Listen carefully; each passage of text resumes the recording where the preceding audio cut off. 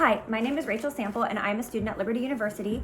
I am in History 530 for my PhD program, and this video is a discussion on why, or a denomination in American history that had an impact and why.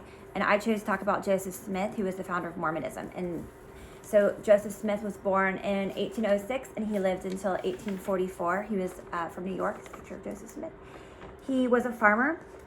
He had a vision, from the angel Moroni, and in the vision he was told about some hidden scrolls that were in a mountainside in New York. And here's a picture of Joseph Smith with the angel Moroni.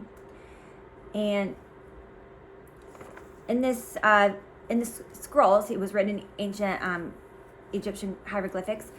He was translated them using a seer, and took 24 months. In the year 1830, the Book of Mormon was published.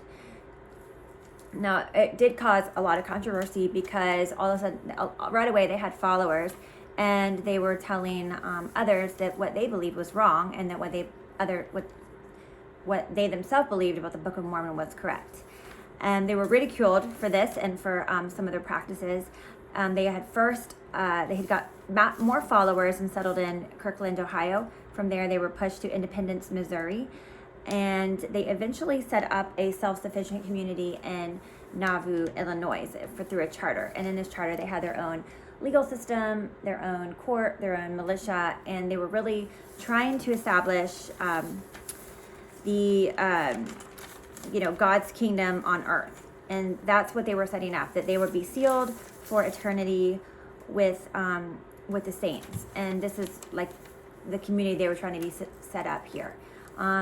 He eventually was killed in 1844 when he was in prison with his brother, and Brigham Young took over as president and took his followers out to the Utah territory, the Great Salt Lake. And that's where they integrated plural marriage, and it was illegal, and they were further ridiculed. And actually, when Joseph Smith was alive, there was still plural marriage. But they really, that was a big part of what they believed and how they believed. And it was illegal in the time in the United States. But, at the time, Utah was not part of the United States.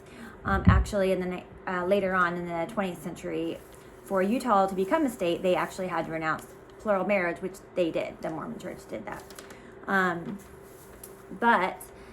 So that's what, it's set up a little different than the early church, because he followed a more Hebronic method with having the patriarch and the council and the president and the 12 apostles. And it's kind of like the Book of Mormon to Mormons is like the New Testament to the early church, where it was to the early church, it was a new revelation, or was a completion to what they've been waiting for, the promises.